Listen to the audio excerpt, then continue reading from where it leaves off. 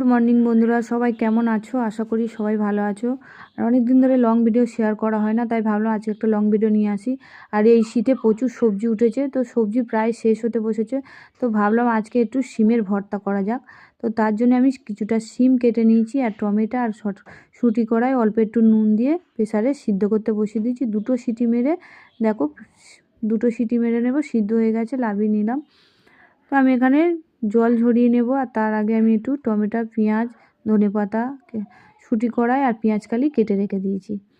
এখানে জল ঝরিয়ে নিয়েছিলাম শিম, শুটি কড়াই আর টমেটো। তো একটু ঠান্ডা হয়ে যেতে আমি এটাকে টমেটোর ছালটা ছাড়িয়ে ফেলে দিলাম, দিয়ে ভালো করে থেসে নেব। আর শিমের যে খোসাটা থাকে সেগুলো বেরিয়ে আসবে, সেগুলো ফেলে দিয়েছি। তো এইভাবে আমি থাসনাটা করে রেখে দিয়েছি। থাসাটা কড়াতে অল্প পরিমাণে তেল দিয়ে একটু কালো জিরে দিয়েছি, দিয়ে পেঁয়াজ দিয়ে নাড়াচাড়া করে নেব।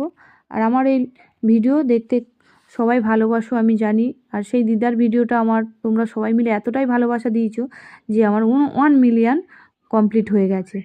তো এখানে দেখো, কথা বলতে বলতে আমি পেঁয়াজ কালিও দিয়ে দিয়েছি, একটু আদা রসুন বাটাও দিয়ে ভালো করে কষিয়ে নিয়ে শিম ঠাসাটা দিয়ে দিলাম। একটু নাড়াচাড়া করে নেব। নাড়াচাড়া করে নিয়ে আমি একটু নুন, হলুদ আর ঝালের গুঁড়ো দেবো। সব রকম মশলা দিয়ে ভালো করে কষিয়ে নেব। কষাতে কষাতে আমার শিমের জলটাও সব মরে যাবে। তো এখানে আমি একটু চিনি আর ঘরেতে ভেজে রাখায় জিরে গুঁড়ো দিয়ে দিলাম, আর একটু সামান্য পরিমাণে ধনেপাতা দিয়ে দিলাম। তো দেখো এখানে আমার কষানো হয়ে গেছে। তো আমার শিম ভর্তা রেডি, আমি নামিয়ে নেব। তো বন্ধুরা সবাই মিলে আমাকে একটু ভালোবাসা দিও, সবাই পাশে থেকো, আমিও সবার পাশে থাকবো। আর সবাই একটু কমেন্ট করবে, তারপরেই তো তোমার বাড়িতে আমি পৌঁছাতে পারবো নাকি। তো চলো বাড়িতে ট্রাই করে খেয়ে দেখো। খুব সুন্দর হয়েছিল খেতে, যেহেতু আমি বাঙালি রান্না ভালোবাসি, আর সবাই রান্না করতেও ভালোবাসে, খেতে ভালোবাসে, তাই তোমাদের সঙ্গে শেয়ার করা। তো আজ আসি।